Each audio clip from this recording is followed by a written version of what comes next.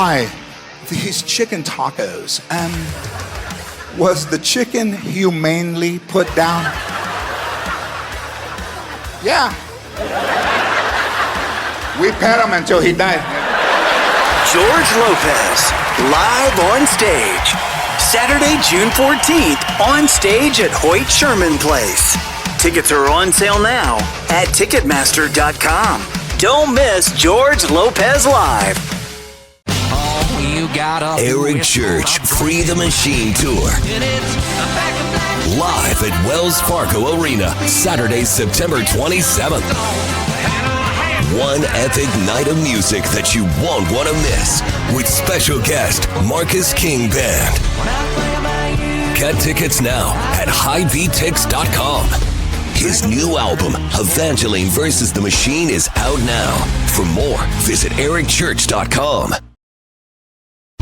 Spring has sprung in the great state of Iowa, and if you've been thinking about getting outdoors with your family during the best time of year, we want to help you here at Plaza RV. We are a locally owned RV dealer in Bondurant who cares about our customers before, during, and most importantly, after your purchase. Give us a chance. We will treat you like family. Buy local. Buy from Plaza RV. What's up? Welcome to Bigger Than 12. It is Thursday, May 29th, 2025. Welcome to the Channel Seed Studios. You're listening or watching Bigger Than 12. Thanks for however you're joining us. I'm Jake Brend, joined by Derek Duke down in, I'm pretty sure, a pretty temperate Texas, huh? It's not been too bad, but I hope everyone have a great weekend. I certainly did. I went back home for a bit. I went to the hometown picnic, ate some great food, fried chicken, stew, sausage, potatoes, all the good stuff for you. And speaking of good stuff, Jake, I know I showed you, I finally got my Ames lager here. As you can see, brought it home back with me. Had about 4 of them, nice. I think, that day on Sunday when I was watching my Astros, but... And damn, I'll tell you what, it was just as good as I remember it when I had it in Iowa. So it was a great weekend for me. So how many did I bring you? I'm going to be honest with you. I didn't even count them. I just started sticking them in the fridge as fast as I could, and I put a couple in the freezer to get cold even faster. Was it 8 6-packs? Does that sound right? It was 8 or 9 6-packs. Okay. So... my third grade math, that would tell me that's about 48. No, not 48. I don't know. I feel like I brought more than that. I was going to try and set a day. Like, what's the day you run out of them? It's a good question. I think I'm going to try and savor these a little bit. I'm not going to, because, these could be gone in 2 weeks if I just did not care and just were going to drink it to just drink it. But I'll probably savor these. I'm going to save some for football season if I can, maybe a 6-pack or 2. But the rest, they're going to get drank during the summer for sure when it gets hot as hell over here. Well, we'll enjoy that Ames lager. Maybe I'll enjoy an Ames lager tonight. Not working. NBA games on, hockey. Cubs are playing. Huge Cubs game. Man, a huge Cubs game. Playing the Rockies. They're good. Nobody wants to hear about the Cubs game. No, I'm joking. Well, we are brought to you by WealthCharter Retirement Planning and Tax. It says it all right there in the name. Tim Hawkins and his team are the people to take care of your future. From a financial standpoint, there is nothing more important than making sure that you are saving, that you are planning for retirement. And no matter what age you are, it's never too early. In fact, it's almost always too late to start planning. If you're in your mid-20s, start now. If you're anything after that, start now. If you're 22, fresh out of college, start now. Tim Hawkins and his team will take care of you and get your future all set up from a financial standpoint. You can visit wealthcharterretirement.com or just Google WealthCharter Retirement Planning and Tax. You'll be able to find them. We got a good show in store today. We're going to be a little all over the place. Some college football, some college basketball, as there was just a random pop-up week of transfer portal and an NBA draft. It was the deadline to withdraw your name from the draft. Some Big 12 baseball. Derek's going to take the lead on that. And then we are going to draft Big 12 alternate logos. Throwback. We did. Yeah. Well, not all throwbacks. It could be anything. We did primaries last week. Yep. We've really discovered how boring a lot of the logos are. I won, by the way. My poll won like 80-20. We'll talk about all that later. We're going to start just more college football playoff nonsense. Where do you want to start with this? Do you want to start with Greg Sankey? Oh boy, it's just so much to unpack. It really hurts my brain, but yeah. I wrote down a couple of Sankey. I wrote down a couple of quotes. Yeah. And I figured we would just read these, talk about them, and I'm sure we'll hit on everything through just a few words. So, Sankey said in a Sports Illustrated article, "I don't lecture others about good of the game and coordinating press releases about good of the game.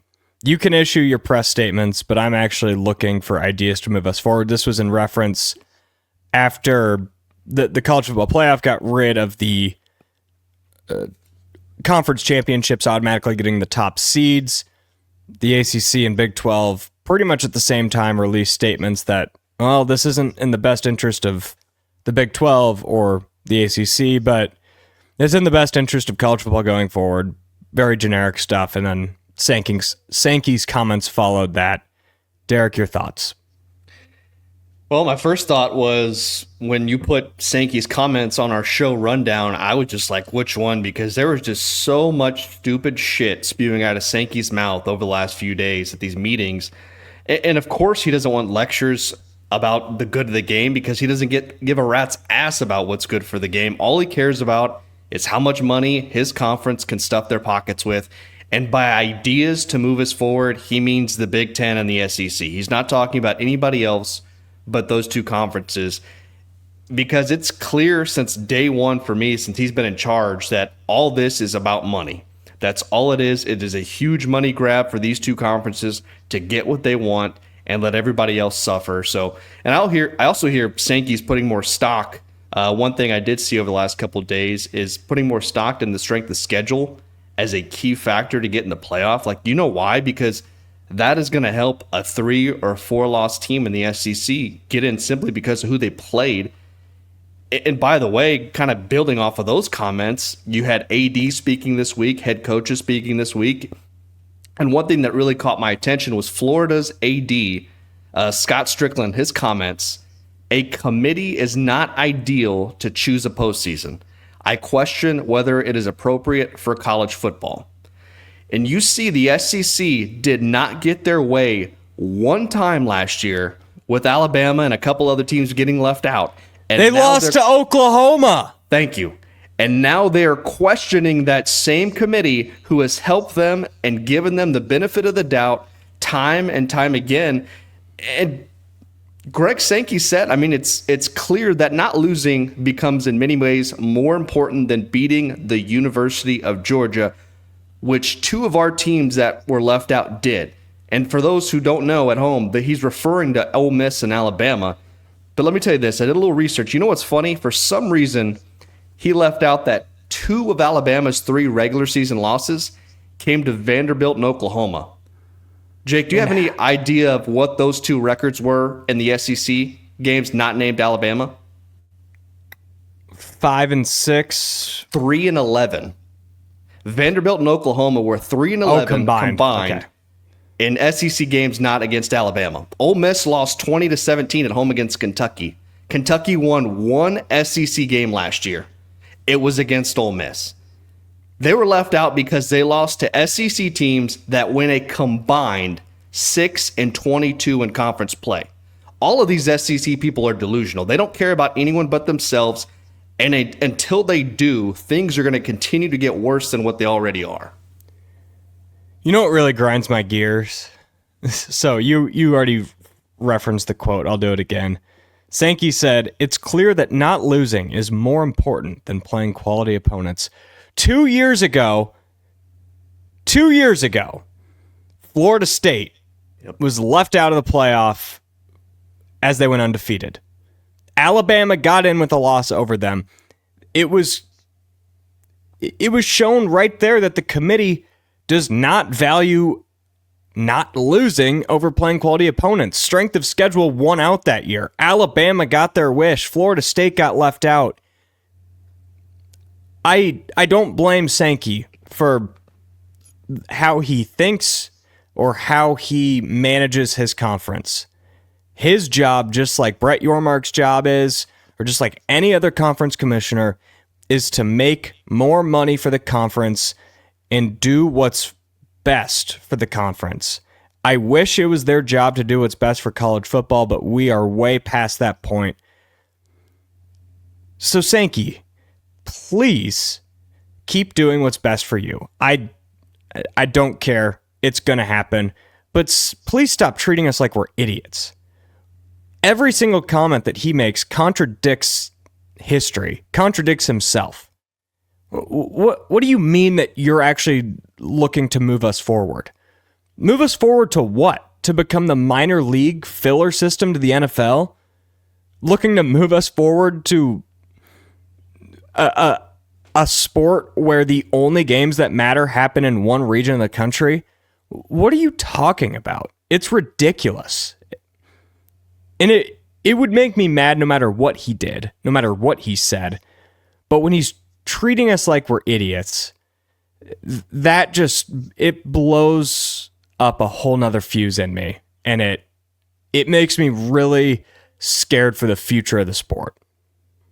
Yeah, and people, William said this on X, like, people need to speak up. Every time Sankey's been opening his mouth this week, it's just been hot garbage coming out, and people need to reject this, from the fans to the national media, which I actually believe most of them who aren't tied to a specific company like Fox, ESPN, or whoever, because, I mean, the people above Sankey, the school presidents, by the way, Sankey himself, and the people under him are not doing right by the sport. They're trying to squeeze it for money, and they don't care who gets crushed along the way as long as their pockets get full. But, you know, and I saw a clip from Josh Pate the other day and telling us that college football Saturdays haven't changed. And I would love for him to say that to schools like Oregon State, Washington State. This sport is on a path where more schools are going to end up like those two than ever before. Like, he compared college football, I think, to a redwood tree and how many chops it would take to knock it down. Well, at some point, that bitch is going to fall, and some of the people in the sport are going to be in the pathway of that fall. So, but I get it. He gets paid to do what he does, but again, you have ignorant people running the sport, media turning a blind eye to it. It reminds me a lot of politics in so many ways, except in this case, anyone outside the inner circle is helpless because we don't get to vote on this like we do a president or a governor or a senator or whoever. Because what everyone outside of those two conferences are, they're essentially just bugs hitting a car windshield at like 70 miles an hour because you're just praying that you don't get crushed in the process. What I think needs to happen, and I would be shocked if it hasn't already happened or started to happen, the Big 12 and the ACC need to be meeting right now, and they need to become best friends. Yep. This is survival. I think a lot of maybe Big 12 or ACC fans would be like, well, let's try and poach so-and-so. Let's try and poach Team X, Team Y. At this point, no matter what the remaining looks like after the Big 12 or after the Big 10 or the SEC, it's all about survival. And whether it is a scheduling agreement that, hey guys, eventually the Big Two are going to make a deal where they're not going to play us. So we're going to have to work something out where maybe we play 3 non-conference games against each other. And maybe the future, like what I've been saying, is that I don't care about the postseason at all. Maybe the future is, how about us? How about we just play the most fun regular season possible? What if we had this scheduling agreement where you play one FCS school or one MAC school, you play your normal conference schedule, and then what if you create some sort of, not postseason, but end of the year where the best team from the Big 12 plays the best team from the ACC. And it's not going to be the national championship. It wouldn't be the same, but there's got to be something if they actually go forward on trying to get teams left behind. And I know that's a very doomsday scenario, but a very realistic scenario when it comes to how the future 16-team playoff and the college football playoff is going to be handled. 4 auto bids to the Big 10, 4 auto bids to the SEC, 2 for the Big 12 and ACC each, 1 to the remaining Power 5 or non-Power 5 champion, and then 3 auto bids. Those auto bids are not going to Big 12 and ACC teams. That's just going to be the reality of it. And a lot of that will be because the SEC and Big 10 they're going to stop scheduling the Big 12 and ACC. That's where it's just so screwed against them. It's already screwed against them, and it hasn't even been approved. It's just been brought up. So the Big 12 and ACC needs to find ways to counter that as much as possible. And if that means taking away one bye game against a MAC school or an FCS school, and we got to play each other every year out of conference. We got to play each other 2 games, create new rivalries, bring back old rivalries. That is essential for the future, the survival for the Big 12 and the ACC. Yeah, and then I also thought like Sankey was meeting with the school presidents, which are his bosses, by the way, and people in the room were asking, why are we still in the NCAA? So that is a very scary thing to even think of, because now you're talking about possibly breaking off from the NCAA, doing your own things, and you're right. Like at some point, some of these schools are going to be left behind. Not everybody's going to get to go to the big dance. And there's going to be one day even further down the road, if we continue on this path, where Alabama and places like Texas, Florida, whoever, are going to be like, you know what? Why is Vanderbilt and Kentucky in the same conference as us? They should be packing our bags. They should be making the same amount as we do. So same goes for the Big Ten with Ohio State, Penn State. Well, why is Purdue in our conference, or school like Indiana or Rutgers, for example? That's a great one. Why is Rutgers in our conference? Why are they making so much money? That should be our money. We're doing it for them. We're doing all the heavy lifting. So it's just all going down a path that I think is just very dangerous. And what's funny is you don't hear the Big Ten Commissioner, Tony Petitti, you don't hear him really say much. Sankey's been the mouthpiece for this whole thing, and it's kind of just been like, here, Sankey, you take the lead, you take all the heat for it, and let me tell you what, he's doing a great job of spewing a whole bunch of bullshit over the last few days. That's the end game. We've known that's the end game, and it's going to happen.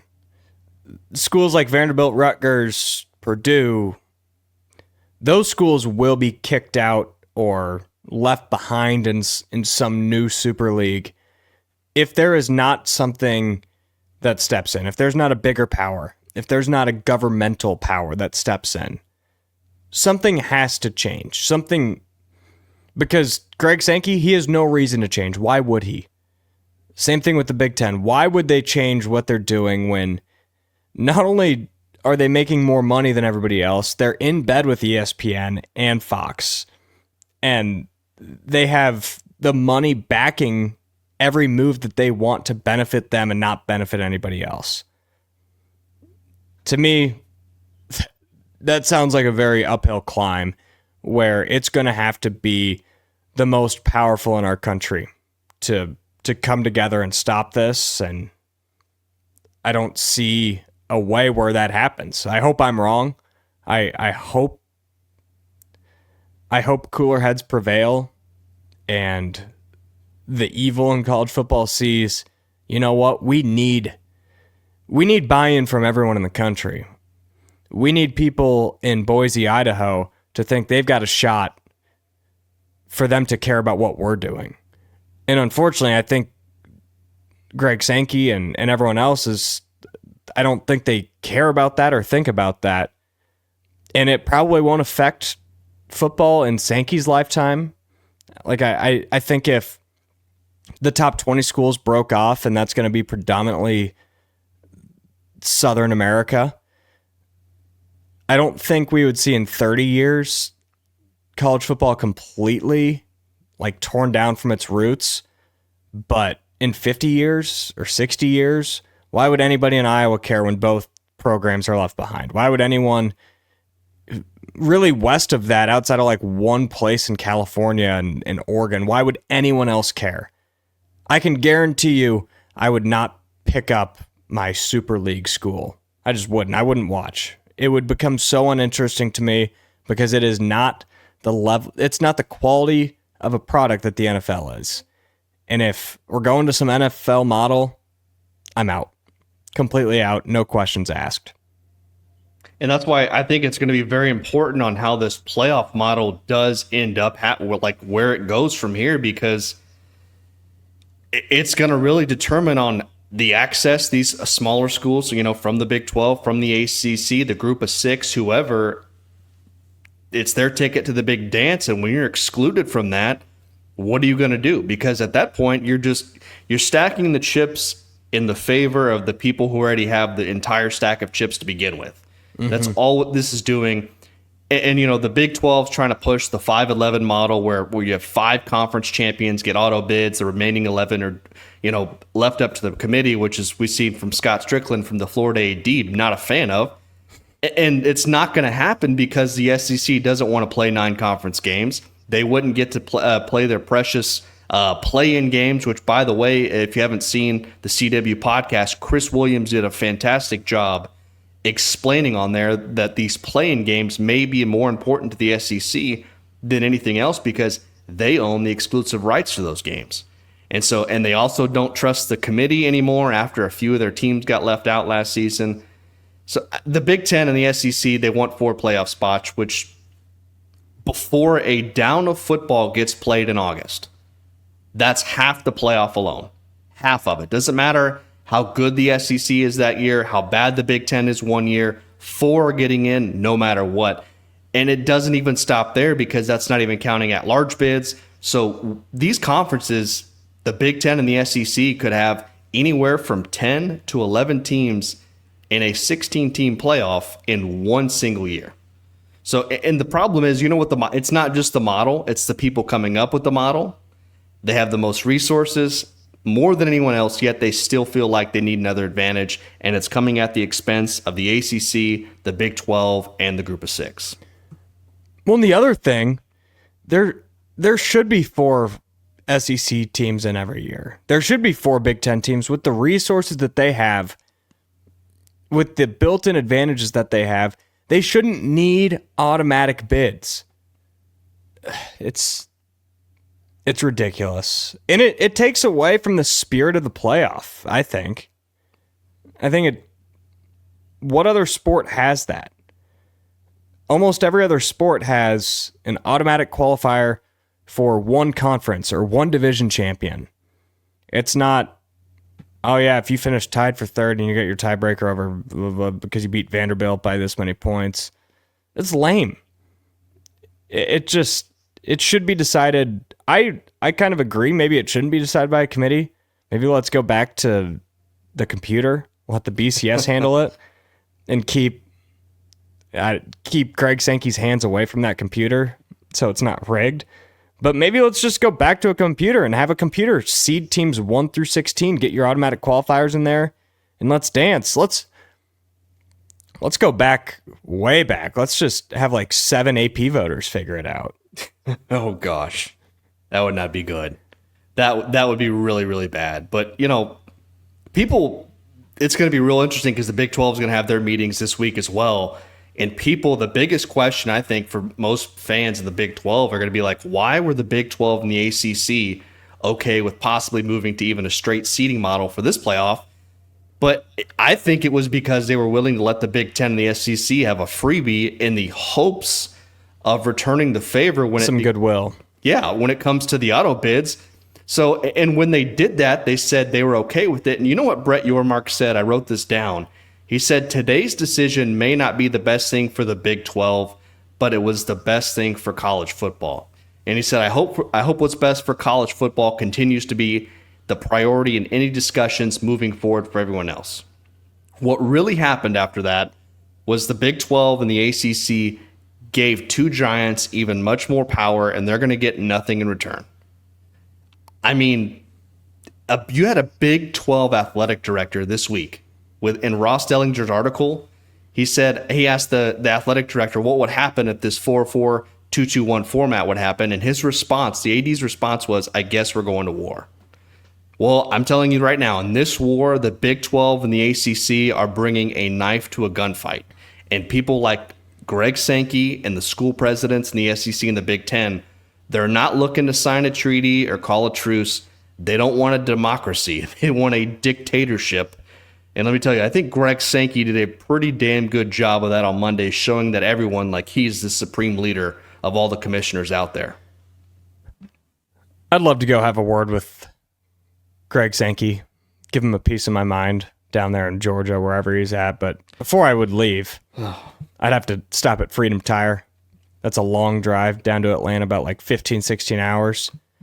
Freedom Tire would get my car ready to go, ready for the roads, ready to be stuck in traffic in Atlanta, stuck in traffic in, is it Paducah? I think Paducah, Kentucky always has horrible traffic whenever I've driven to the south. That's random. It is random, but that's besides the point. Freedom Tire is your spot throughout the metro. Locations in Ames, Altoona, Des Moines, West Des Moines, Urbandale. They specialize in tire care. They'll rotate them, get you new ones, but they also really do anything that a normal auto body shop would do. Take it in for an oil change, or just if you got a problem with your car, Quentin Crowner and his team will take care of you. Thanks to Freedom Tire for sponsoring our program here at Iowa Everywhere. We're in the Channel Seed Studios. That was way too much to talk about the SEC. I'm so sick of having to talk about them, but it's the hot topic, and we got to do it. It's a big week for it. All right, let's do a few quick hitters on the basketball court. So I think this is the biggest one that came out of the weekend. Milos Uzan is returning to Houston. He withdrew his name from the NBA draft. He probably would have been a second-round pick. Sounds like he didn't necessarily get a guarantee, and that's why he's going to come back. Most likely will be getting more money. I actually would say he is probably getting significantly more money to return to Houston. I think this makes the Cougars the number one team in the country entering next year. He really, the last half of the year, I know he dealt with some injuries early in the season. That last half of the year, he really filled the shoes of Jamal Shead really well. And he's an elite two-way basketball player, and he will be alongside Emmanuel Sharp. He'll be leading the Cougars to probably another Big 12 championship if I had to predict right now. It's hard to talk basketball right now and then see Uzan in the Houston uniform, because it just reminds me of that national championship game against Florida where we were just so defeated after that. That was probably one of the toughest shows I've ever had to do after that game. So yeah, I'm really glad he's back at the conference. Houston looks to be the cream of the crop in the Big 12, probably in the entire country, like you said, maybe the number one team in the country. So I just hope Sampson at some point can get the job done and win one. It was their shot to do it last year. Man. It was. All right, next note. PJ Haggerty is off to Kansas State. Is a sophomore from Memphis. Have 2 years of eligibility left. 2 years of eligibility left. Scored 21 a game for the Tigers this past year. This will be his fourth school in 4 seasons, but he will pretty instantly step into the Coleman Hawkins role, not from a I don't think he'll have that big of a burden to carry, because Hawkins was overpaid, and it's not his fault for getting paid too much money. He was not built to be a first option on a team like that. Haggerty is built to be a first option, and it's a much needed addition. K-State had really struggled in the portal. Haggerty will be a really good player for them, and if they make the NCAA tournament, it'll be because of him. Yeah, it's no secret that last year was just a total disaster for Jerome Tang, but it seems like, he reeled a big one in here. Haggerty, I think, was the second-rated player in the portal, and I could see why his numbers at Memphis were just outstanding. You mentioned 21 points per game. So, Kansas State, I believe, has had, 5 total players in the transfer portal this offseason, and I think it's pretty clear that Jerome Tang is trying to get this program back in the right direction here, but I just wonder if it's all going to come together for him. And if it's going to pay off. Yeah, last year how many teams did we see hit the jackpot in the transfer portal and miss the NCAA tournament? K-State was one of them. Arkansas, maybe not a great example because they ended up making the Sweet 16, but they were a team for the majority of the season where they had all that Tyson chicken money into their roster, and they were out of the tournament picture until the very end. There was one other team that I can't remember, but there's been plenty of examples over the years of these teams that put an absurd amount of NIL and the pieces don't fit. So Tang will have another challenge to put the pieces together because he has not really proven to be able to do that outside of his very first year. And finally, Darian Williams, the Texas Tech star, he was first team All Big 12. He withdrew his name from the NBA draft and is transferring to NC State. I wasn't shocked to see this based off of the reports that I had seen coming out of Lubbock and coming out of his camp. But I'm more just disappointed in why. Like it's just not a move that makes sense to me. I think NC State's going to be really good next year, like maybe ACC championship level good. But you were in the Elite Eight, man. You guys had a real good thing. You guys should have been in the Final Four. And it just goes to show all that's wrong with college basketball, that a guy like Darian Williams had really no reason to leave and is going for probably a few more shots and a bigger paycheck, if I had to guess. Yeah, I think they brought in Watts from Washington State. I did see that. Yep. So it seems like he got paid pretty handsomely to come to Lubbock. So, I mean, Tech do have somebody there. So, I mean, I guess the only really positive thing for Tech is there were some rumors of Williams maybe going to Kansas. So yeah, that's true.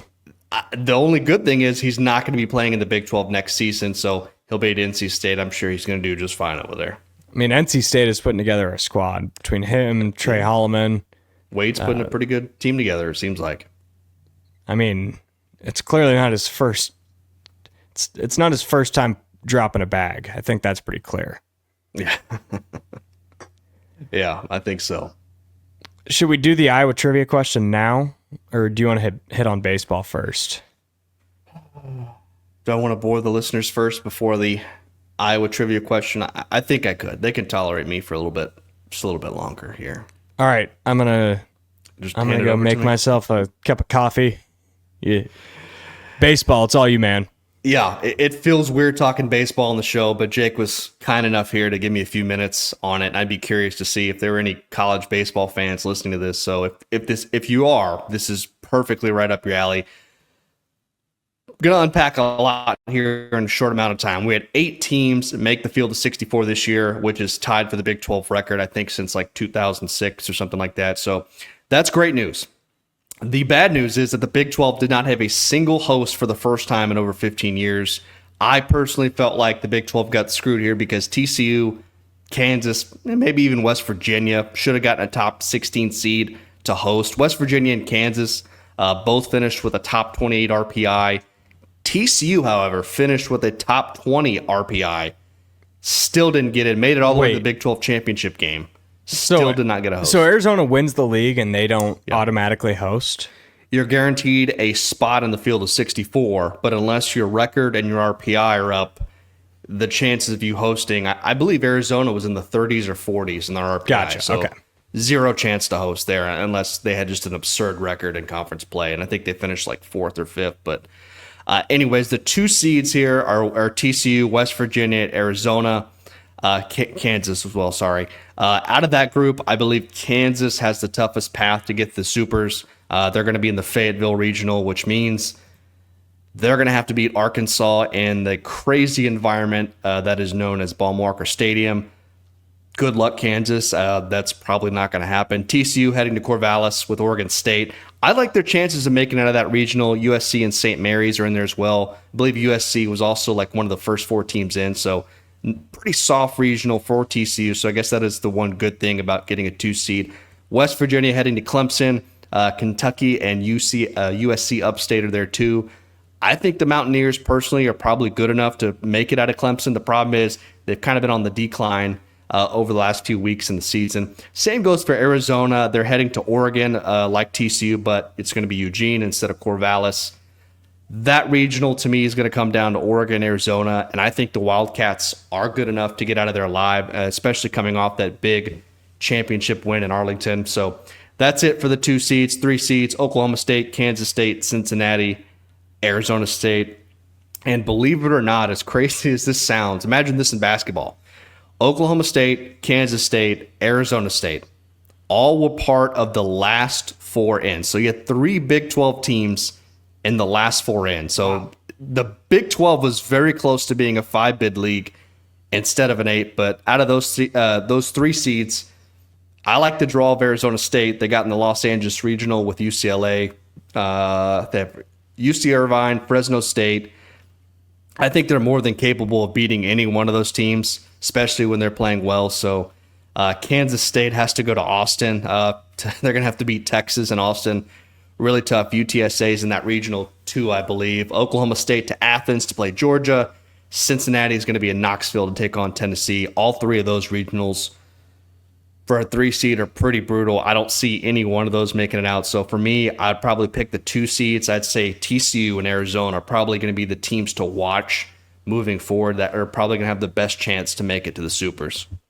I'm giving you $500.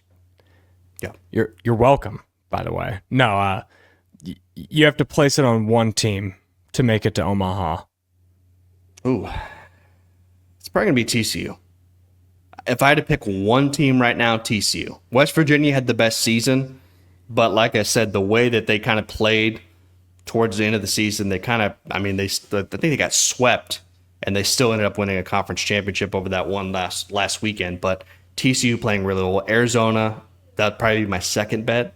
West Virginia third. So I go TCU, Arizona, West Virginia. Yeah. Go TCU, Toads. They always have a good baseball program. Well, I don't think I have much to add. Good work. Did you learn anything? That's the most important. I learned what teams made it, and Okay. I learned where they're playing. Yes. My I guess not interest, but my job kind of stopped following college baseball when Iowa closed the season 1-9-1. So That's fair. I kind of stopped paying attention to bracketology at that point. I will say KU, I know I mentioned it last week. KU probably is my pseudo Big 12 baseball team just because I've got a family friend connection on the team. Oh, So- that's right. Yeah, you mentioned that last week. Yeah. So I'll kind of be following them, but in general, I'll just be cheering for Big 12 teams if they can take down the big bad SEC, which we've talked plenty about on this show already. I do not need to talk about SEC problems in another sport. We've spent plenty of time hating on SEC football and basketball. I know it's bad in baseball too, but trust me, I do not have the energy to get into that too. Yeah, if I wanted to, I could probably go another 10 minutes just on how the Big 12 got screwed in the regional pairings and how they got screwed out of a hosting bid, which to me is, again, you look at some of the SEC teams that got bids to host and some of the Big 12 teams, I don't think it really should have been a comparison, but I'm not on the selection committee. But I will say, if you aren't doing anything this weekend, watching MLB or maybe the NBA playoffs, shout out to Tyrese Halliburton, who's having himself one hell of a series. But if you aren't doing anything outside of that, you want to watch some college baseball, this weekend is one of the best weekends to kind of soak that in, sit on the couch. You're going to get some great games, especially on Saturday and Sunday. You're going to get in those final games. So speaking of which, Kansas and Arkansas, that will be a really good. That crowd there is insane. So some of these environments in college baseball are really, really great. I actually probably will tune in for a little bit. Yeah, Especially on if Sunday. you're not doing anything. Exactly. Well, the NBA series are both going to be done by then, probably. And the finals won't start. It's probably true. The finals don't start till June 5th, no matter what happens. Golly. All right, Aiden. Welcome for the Iowa trivia question. And then All while right, you're here, flip the coin as well for our draft. Well, let's do the trivia question first. All right. Can you name how many Iowa State players have made an NBA Finals appearance? Oh, Tyrese Halliburton, looking to do that. But yeah, he's not on the list now. Nope. No. So that would just be +1. Oh, gosh. I don't know. I'm going to guess like 6. Jake? He's probably got a better guess than I do. Is it only 2? Oh, It's wow. only 2. Is it Oh, my gosh. I was way off. Hornacek and THT? You got it. But about to be 3. About to be 3. Yes. Knock on wood there. It's obviously THT the only one to win a championship since Joe Hornacek was stuck with the Jazz. Poor bastard. Yeah, I was wondering, like, does How long Lindell ago was Wigginton... that? What? How long ago was that? Hornacek? Yeah. 90s. He was on the like- Jazz with, like, yeah. Malone and Stockton. Okay. It's like Jazz. Golly. Yeah. Okay, And then that's fair. Taylor Horton-Tucker, he's on the Bulls now. He was on the Lakers. He was on the bubble champs. Yeah, so it's technically 1.5 Iowa State players have made an appearance. Screw LeBron. One Mickey No, Mouse I'm not getting into it. All right. And then we're going to get into our Big 12 logos draft. And while we got Aiden on cam, he's going to flip a coin for, is it first pick or choice of Choice. first pick? Choice. Of the pick. All right. I just wanted Aiden to do this on camera so the pressure's on him. Ooh, that's upside down. Give us the year of the quarter. So we got heads. We got 2022. Oh, new quarter. Okay, last time was an old one. That's Sally Ride, folks. Terrible year for Iowa State football. Well, what do you do? All right, Derek, call it in the air. Tails. It is heads. I will. I know what he's going to do. I already know what you're going to do. I will defer. I'll take Ooh. the second pick. I've got a very strong top 3, Okay. so I want 2 of those 3. Also, can we clarify? This is how I took it, but maybe you guys had it differently. Once you pick one school, it's off the list, right? Yes. Yes. Okay, cool. So 8 picks each. Yeah. Yeah, so Can't we sit don't. Here, we don't have- pick 4 Iowa State logos, Aiden. Yeah, we don't have all the same logos. Correct. Yeah. So this will be interesting if you just like knock one of the ones that I love off the board or something like that. My first pick is going to go Oklahoma State Pistol Pete. Dang it! I should have taken the first pick. I have to take that. That is the best damn logo, I think, in the Big 12. Oklahoma State should get rid of the stupid OSU logo. Put this on the damn helmet every single time it is that good. And they have some great ones, by the way. Some throwbacks, but the Pistol Pete, they can do so many things with them. There's one of him dribbling a basketball, one of him swinging a golf club, everything. There's one for the wrestling team for Pistol Pete, which is really cool. So I got to go Oklahoma State #1, Pistol Pete. That was the risk in me deferring. That was my #1 pick, and I was so hoping good. I was hoping you had maybe something else, and I could get that at 2. My number 2, it's on my ankle. I got to go Walking Psy. I knew where it was going. It's such a classic logo. It's so much better than what Iowa State has now. I mean, he's angry. He's Psy, man. He's the best. Don't ask why. A cardinal is the logo for Iowa State. It's because of the color cardinal. And Psy, it's just a perfect logo. So much so that I got it printed on me for the rest of my life. And with my second pick, 3rd overall, I'm going to take the Sailor Bear. Wow. Is that a Wow. surprise? Oh, I love that helmet. I love that logo on a helmet. It looks so good. Again, when you compare it to the current Baylor logo, it is such an upgrade. And I've always just adored this logo. I think it's great. Good colors. Just look at that angry bear. Was that a shock to you? I actually had a different Baylor logo. I don't know if Aiden can put it up. I had a different one. Yeah, that was mine. That was my choice for Baylor. Kind of 90s there. So I got 2 picks, right? Yep. I got 2 picks. Okay.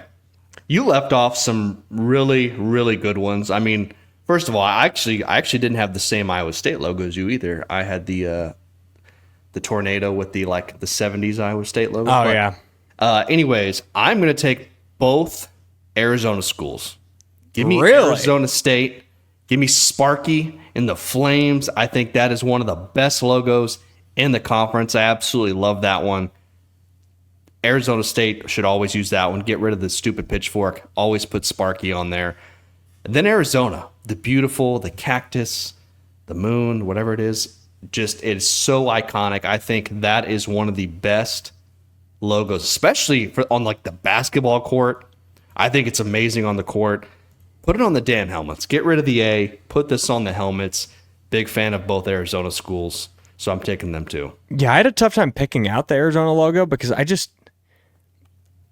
think my problem is I try to picture these on a football helmet, and I had a really hard time picturing that Arizona logo Could be anything. on a football helmet, so I had it pretty low.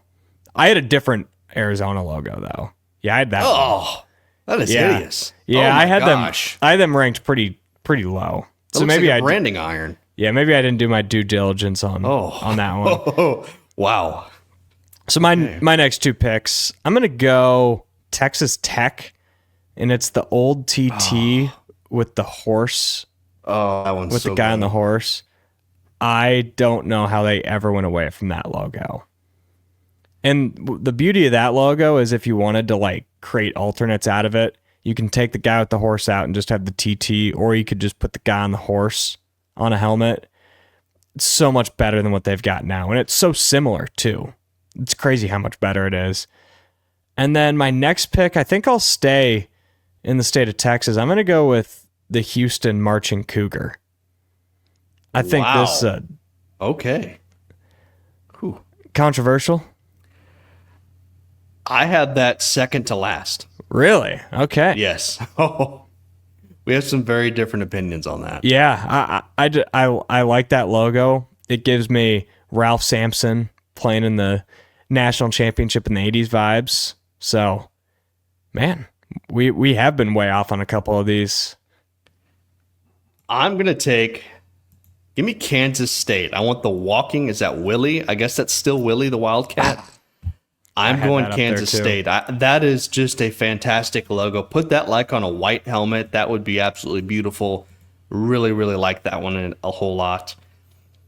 I could go a couple different ways here, but I think I got to take it. I got to take TCU, man. I got to take the Horned Frog, the throwback Horned Frog. I know they have the one where it's like the TCU and the crazy font, but I love the Horned Frog. I think that's absolutely beautiful.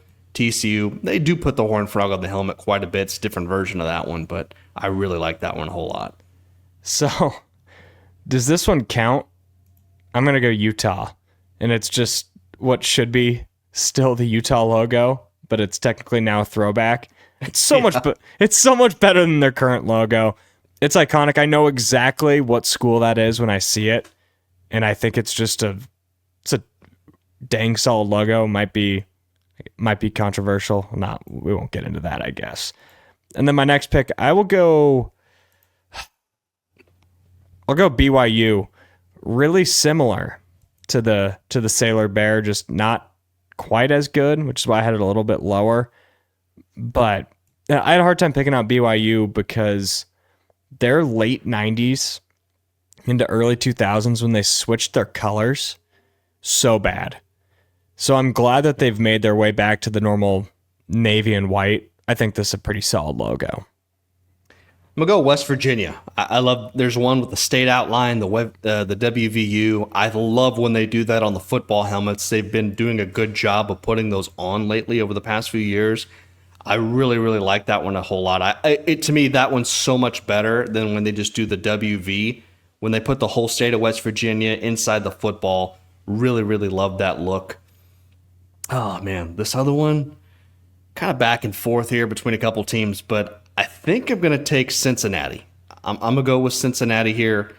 The old Bearcat, I do like that one. It's not my favorite one. They do one for baseball. Unfortunately, they don't do it for other sports, but there's one for baseball that's just kind of the Bearcat head, which I really, really like. But I'm going to take Cincinnati with my next pick.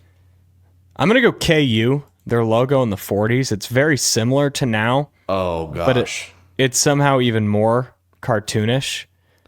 I don't love it, but I do think it looks good on a football helmet. Like, I don't absolutely love it, but it's better than whatever else I had on the list, which leaves I had a very clear bottom two, and these are, I believe, the only two logos that, in this case, Colorado is who I'm going to pick. I think their current logo is far better than any throwback logo that they had. This is pretty much the same logo, just more bland. So I had it pretty low on my list. Aiden, can you show them the Colorado logo I actually had? I had a pretty good... See? I didn't see that. That's not bad at all. No, it's not. So I would have taken Colorado, but I'm stuck, I guess, with UCF here. This one's not even really a throwback. It's like the past, 15 years, this logo was actually used.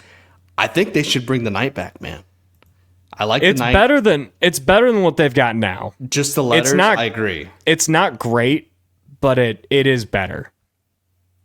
It is. I agree. Jay, you took Houston and Kansas, and I actually had Houston and Kansas in my bottom two. And if you want to go even further, you took 1, 2, 3, 4. You took 5 of my bottom 7 on my list. So you kind of helped me out a little bit. Yeah, I feel like I kind of botched that draft just on the surface, but we'll see what the people say. Aiden, did you have any logos that we didn't pick at all? Or did we have anything egregious that you disagreed with? Not that I can think of. Pistol Pete going 1-1, that's the biggest layup that we'll ever have in a draft, I think. You had to. That's one of the best logos in college sports, let alone the Big 12. Exactly. Yeah, I shouldn't have deferred. That was stupid. I think I had a different BYU logo. Yeah, I like the BYU logo that you picked. This was the one I got. I like that one. I don't know. BYU's is kind of just. I'm not a fan of the Sailor Bears and that one. The current one's such a classic that I feel like it's hard to go away from recognizable, especially when everybody knows it. Yeah, just do the Y with those light blue uniforms. It's going to be perfect every single time. That's all they need to do. They don't need to do anything else with that uniform. Just put the Y on the helmet. Well, I'm glad that I got Walking Psy in the Texas Tech logo. We actually agreed on Texas Tech. I had Texas Tech pretty high on my list. But I did not have Walking Psy on the list. Well, that's the best. I did not have that. That's the best Iowa State logo. So you're missing out on that one. But I'll be. Yeah, that was mine. That is a beautiful logo. Like that. That's probably my second favorite Iowa State. I guess we might just have to see later on. Maybe we'll do a draft with something just Iowa State logos. There's a guy on. I'm gonna botch his username. The one that always posts the Iowa State clips. Jack Trice Mafia. Jack Trice Mafia does a fantastic job on X. He's the best. Every single day. And every time I watch one of those videos, I see the helmet cart come out. I see these beautiful uniforms. I'm just like, why can't they do that? Bring some of these uniforms back. I mean, I like the black. I really, really do. It's cool. It's fun. But when you do it 3-4 times a year, it kind of wears off on me a little bit. So if you can mix some color in there with some of the uniforms, I think it's going to really pop on camera. Yeah, I hope we see only script Cyclones this year. I love that on the helmet. So much better than the I-State. But we put it in red, put it in gold letters, red outline. Do something fun with it. I think they did. They did either 3 or 4 variations of it last year. Yes, they did. They did put the script out more on the helmet, which I do appreciate. But you can add a little color in there. I think it's going to really make it pop. All right, I think that's all I got. It was a good show. Another good show. Yeah. I'm excited to see the graphic. Hopefully people vote for me.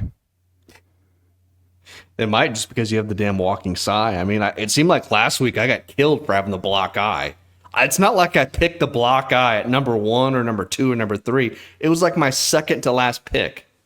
And I got butchered for it on social media. I got killed for it. You picked it way too high. Way too high. I wasn't going to pick it last. it didn't deserve last. I mean, it's not the greatest, but it didn't deserve to be last, in my opinion. All right, let's get out of here. This has been Bigger Than 12 here in the Channel Seed Studios. Thanks to WealthCharter, Freedom Tire. Check out all the great shows on Iowa Everywhere this week. It's been a good week of content. We'll see you next time.